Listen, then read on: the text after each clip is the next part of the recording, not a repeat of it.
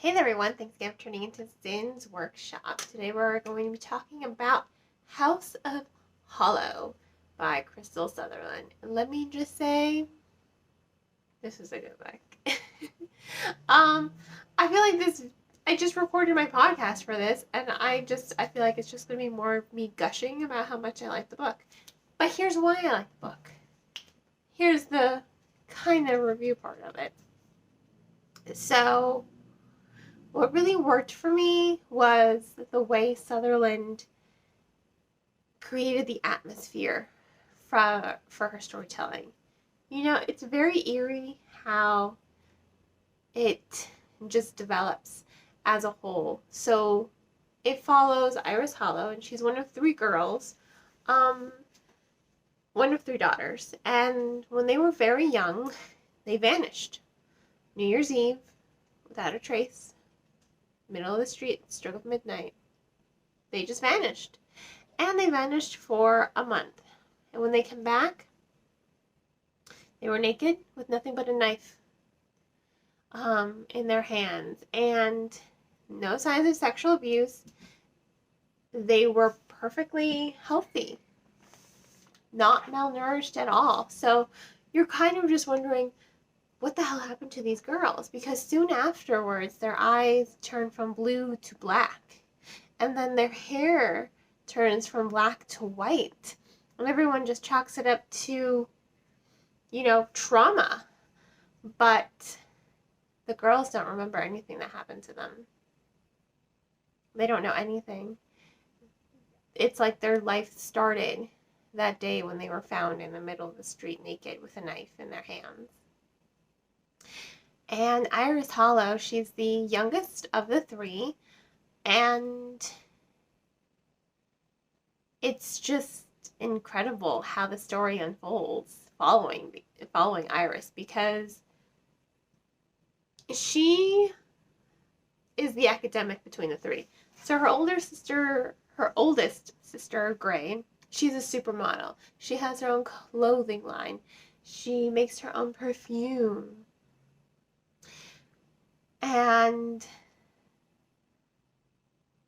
middle sister, Vivian Hollow, is a rock star. She likes to kind of mar her beauty, whereas Gray kind of flourishes within her beauty and uses her beauty to make others bend to her other whim.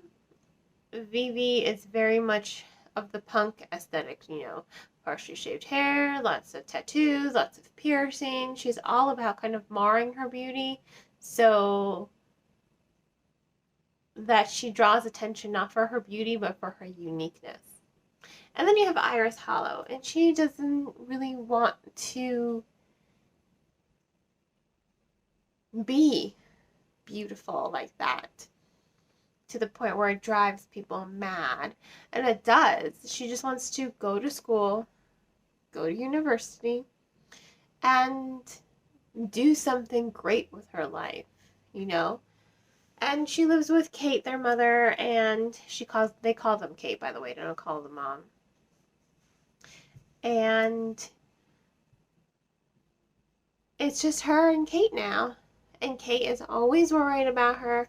She pretty much stalks her daughter on Find Friends, the app, or Find Me Friend. I don't know. I don't have that app. I stalk my husband on Google, and he knows I do. I just like to make sure he gets home okay when he, goes out and drops me off at work. So I like to make sure, okay, you're home. You're safe and sound. You didn't die in a car accident. But that is, they have a very strange codependent relationship, her and Kate. But what's really eerie is it all connects back. The entire novel connects back to when they were children in this incident, because now Gray has gone missing again. 10 years later, Gray's gone. And Vivi and Iris are being stalked by a man who wears a bull skull over his head. And a lot of strange, creepy things start to happen to them. And I don't want to really spoil them, because they are part of the atmosphere. But boy, do they work. It's like this novel, it seeps into your bones and it seeps into your blood and it just stays with you until the very end. It's haunting how it works. It's so eerie and horrific at times, and you're just drawn in by it, by this mystery, because it also keeps it unpredictable. It's not an incredibly fast-paced story, but the pacing, the momentum, they rise with the rising tension to draw you in as a reader, because you're also alongside this journey with Iris as she's trying to figure out what the hell is happening. What happened when they were younger? The pieces start to fall in line, and you're really unsure of where the story is going to go. A part of you knows, but there's that unsettlingness of the story once you hit the 75% mark of it. Let me just say that. Once you're 75% through the book, the pieces start to click for you as they start to click for Iris. And it's just click, click, click. They match. It's so cohesive. It's so fluid how the story just kind of unfolds. This creepiness, this eeriness. You are caught off guard at times by what is happening to the Hollow sisters, where they're going, how their past is catching up to them. This incident when they were children, where did they go? Where did they vanish? Did someone take them? Did they take themselves somewhere? It's just haunting in the best way possible. It's gripping, it's compelling, you're just so hooked. And I was hooked as well.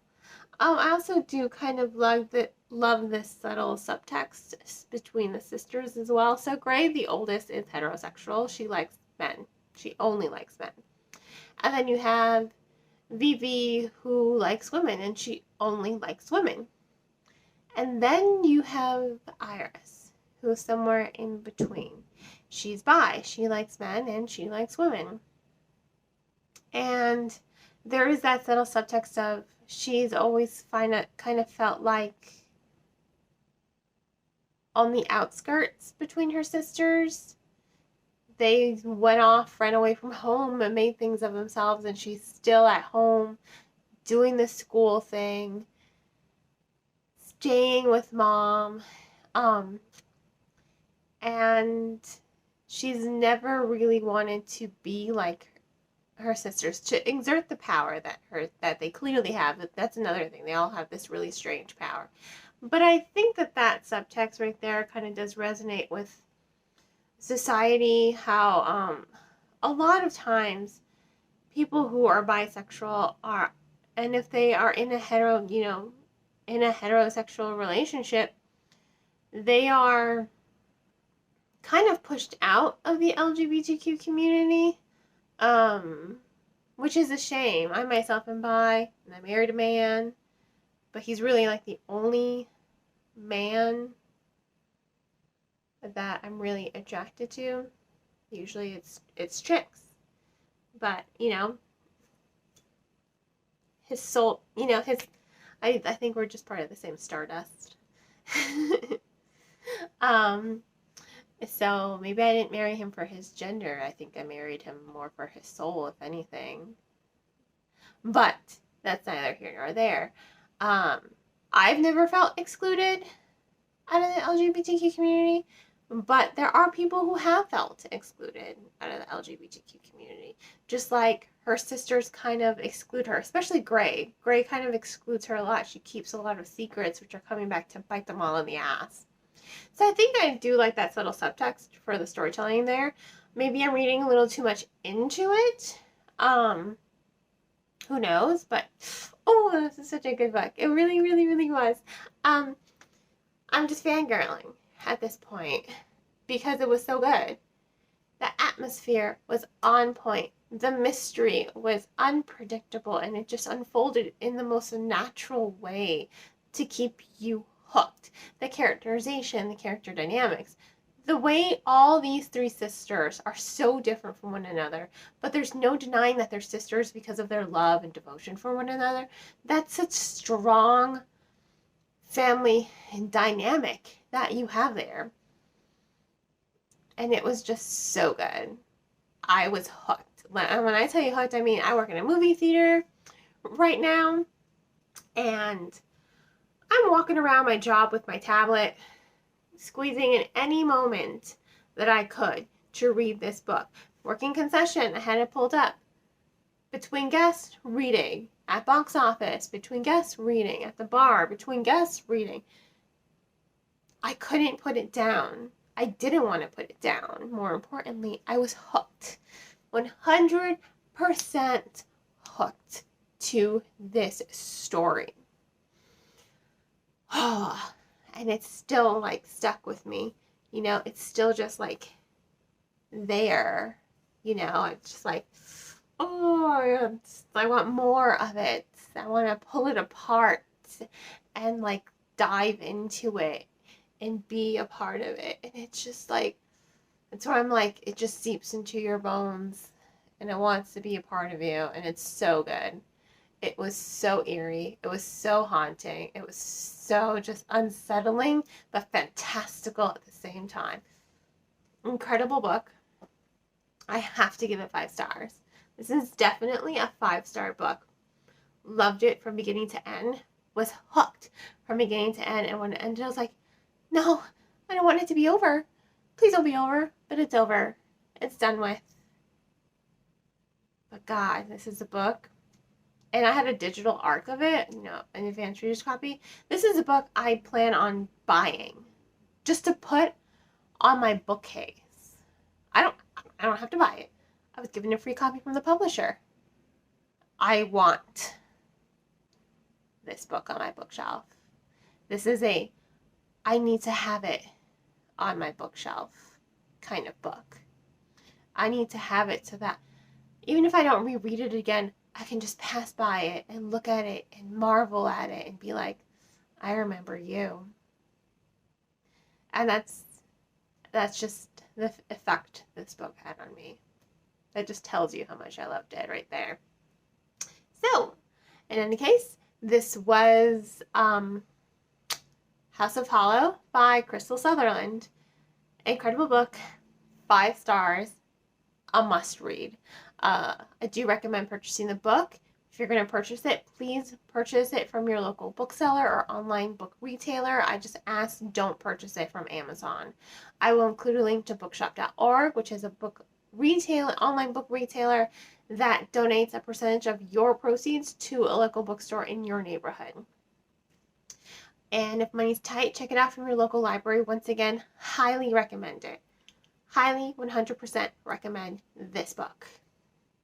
And on that note, I hope you all will continue to support me by liking this video, subscribing to my channel, and sharing it with all your book-loving friends. You can also become a supporter on Buy Me a Coffee for a $1 donation or by purchasing one of my handmade candles. Hope you all have a great rest of your day. As always, happy reading.